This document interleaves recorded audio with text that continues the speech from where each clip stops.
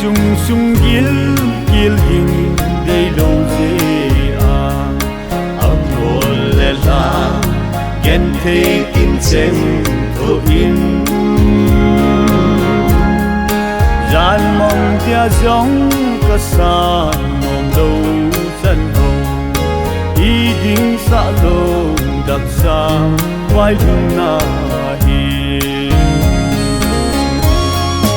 cũng cô tay cô cha hen xót chim rong lên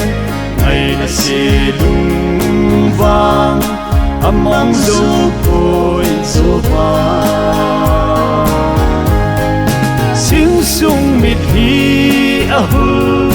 du côi cả đen hin về tìm mô thăng hoa đông cốt và cô nhìn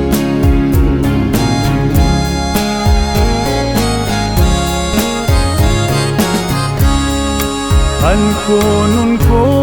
to na lo hong thal sing i ding pa la mul jeng le hi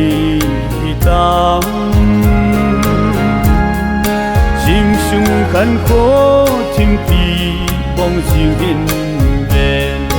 set lei angui dâu te mil mo dâu cô tay cô cha hen xót chim rong lên ngày là xe lung vang âm mong dâu côi du vang sing sung mít hi a hu dâu côi cả đen hin về tìm mô thăng hoa đông cốt và cô nhìn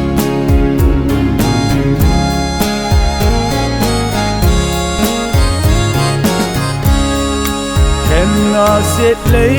chung hi bul do na dim nei khai jaga hi no koi kon te san dan ha sa pathe thamun ki lo sanga kile nan te din ei ne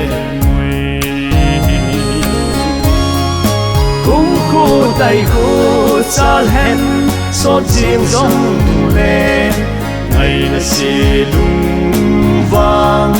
âm mong dâu côi du vang sing sung mít hi a hu dâu côi cả đen hin về tìm mô thăng hoa đông cốt và cô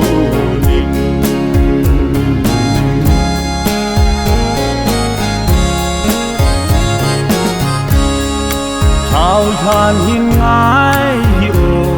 kim na gam hi khen lâu na tôn sót cô pia kim ding chim sung kan ko pa anga hilal nei thai chagan van gam hingai chom cô tay cô cha hen xót chim rong lên ngày là xe lung vang âm mong dâu côi du vang sing sung mít hi a hu dâu côi cả đen hin về